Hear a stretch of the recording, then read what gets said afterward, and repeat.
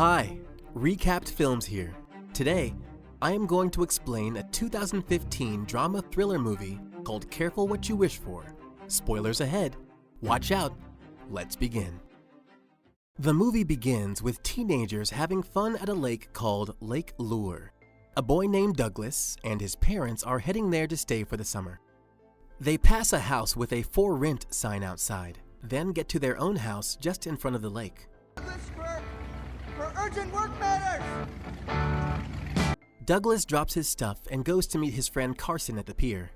Carson tries to convince Douglas to woo some girls, but he isn't interested. Carson tries one, but she ignores him.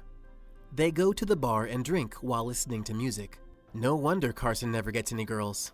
Douglas goes home and goes to his room. While looking at some paintings, he hears some voices from the house next door. He goes to his window to peep and sees that the house is about to be sold. Douglas sees a very beautiful lady and stares at her till she leaves. He goes outside and stares at her some more till she leaves, obviously gazed by her good looks. Douglas and Carson go to a little building about half a mile away from the pier. It is where they fix sailboats and other equipment, and they open it before staring at ladies having fun on the beach.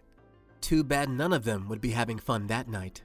Douglas heads back home and is called by his parents to greet the man next door. He goes, and the man, whose name is Elliot, tells him that he has a vintage sailboat he wants him to look at. Douglas just wants to look at the lady though. Douglas agrees, and Elliot asks him to come check out the boat the next morning. Douglas comes to check the boat the next day, but can't do anything when he sees the lady come out of the water and go take her bath. He keeps staring till Elliot comes and asks him if he has checked the boat out. He says yes, and Elliot says he'll bring it to the waterfront the next morning before traveling out. They agree to pay Douglas $12 an hour.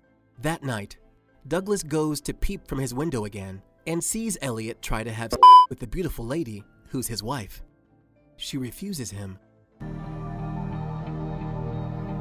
The next morning, Elliot drops the boat with Douglas and leaves. He takes the engine back home and works on it for a bit. He looks out the window and sees the lady leaving her house, and hears a scream minutes later.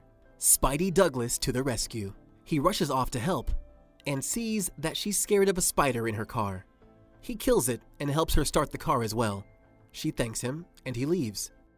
Doug tells Carson about the incident while smiling, and Carson warns him to be careful, since Elliot seems like a crazy person. That night, Douglas is about to enter his house when he meets the lady at his entrance.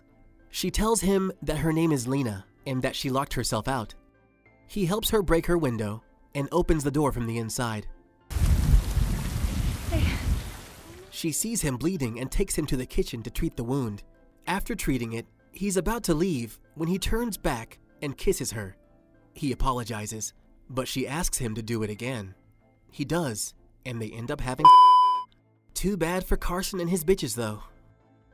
The next morning, Lena wakes up in Doug's arms, and she tells him he should probably go. He asks her why, and she says that he wouldn't want Elliot seeing them together. It turns out that Doug is a virgin, and Lena seems happy she's the first one he slept with. Later that day, Doug and Carson are sunbathing on the pier when Carson tells him he butt-dialed him last night. He also tells Doug that he was moaning on the phone, and Doug deletes the voicemail out of embarrassment. Carson tries to convince Doug to pick a lady again, but he says he's still not interested. Doug is working on the boat when Lena comes to check on it. They head inside, and she tells him she wants both of them to run away and leave everything behind. He smiles, and they make love again. After all, you don't need girls when you have a woman. Douglas is heading home when he sees Elliot's car parked outside the store. He heads inside and sees Lena in there. She heads to the back, and he follows her unsuspiciously. She pulls his trousers down, and they start again. Except this time, they are almost caught by Elliot. Whew! Elliot calls Doug inside the boat and tells him that he isn't doing his job perfectly. Doug apologizes, and Elliot tells him that he'll be out of town again that night. Some husband he is. The next morning, Doug and Lena are having a picnic in bed, and Lena tells him about her first love. She has a tattoo of half a heart on her leg, and she says her first partner had the other half. She also gives him an untraceable phone as a gift. They go downstairs to get some more food, and the gardener sees them kissing each other. Must want to join in the fun. Doug goes to meet Elliot and Lena on the boat to check its seaworthiness, and they both talk about Doug's supposed girlfriend while at sea. The engine develops a few issues, and Lena tells him that she'll ask Elliot for a divorce later that night. Doug receives a call from Lena, and she tells him that Elliot hit her again. He rushes to meet her, and Elliot would be out for 2 weeks. He tries telling the police, but Lena doesn't let him. He takes her into the car and takes her home. After a week, Doug's dad is remodeling the upstairs bedroom for his mom, and Doug watches Lena, who is relaxing in the garden. She takes a photo of herself, sends it to him, and he calls her. She says the gardener isn't saying anything about seeing them together, and he goes inside. At work that day, Carson tells him that he's starting to suspect that maybe he has a mystery girl that he's been f***ing all summer. He gets angry and tells him that there is no mystery girl, or else he would have been bragging about it. Carson apologizes, and just then, he receives a text from Lena saying something bad has happened. He rushes to go meet her and sees Elliot dead on the floor. He gets flustered and says they should try calling the cops or his parents, and she doesn't let him. He says that he'll figure something out that day, and she shouldn't do anything. Later that night, Doug cleans up the blood and the fire extinguisher and drags Elliot's body out on the boat. He takes it out to sea and narrowly avoids being caught by the security guard. He burns the body on the boat and dives into the lake and swims away. Things people do for love. He wakes up the next morning to see police officers going to tell Lena the sad news. His mom also just found out on the phone, and Doug heads to work. Carson tells him that there's talk of an insurance claim, and an agent would be in the house to investigate the matter. The agent, Angela Alvarez, meets the sheriff and starts to work. She interrogates Lena, and Lena finds a way to end it by saying she's uncomfortable. Doug receives a text from Lena saying the cops sealed the house, and they should maintain distance for a while. Angela goes to Elliot's house and sees some fingerprints on the window that Doug broke earlier in the movie. She takes them and submits them to be tested on.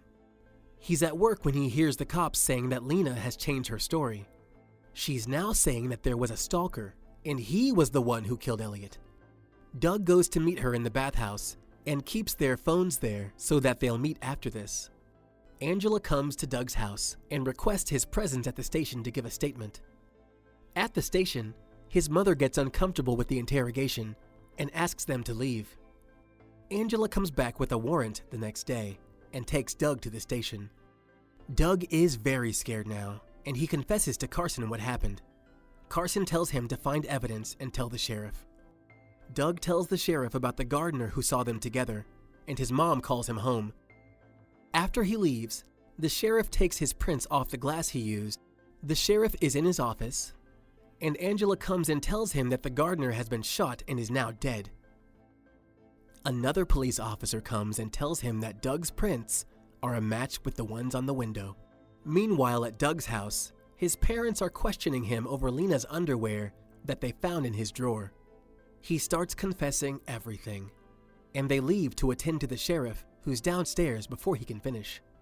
Doug receives a text from Carson that the gardener is dead, and he better go find those phones. He leaves through the construction entrance and races off to the bathhouse. Angela sees him and follows in her car. Little boy Doug has just been busted. When he gets there, he searches for the phones but sees Lena instead. She kisses him and says she has the phones.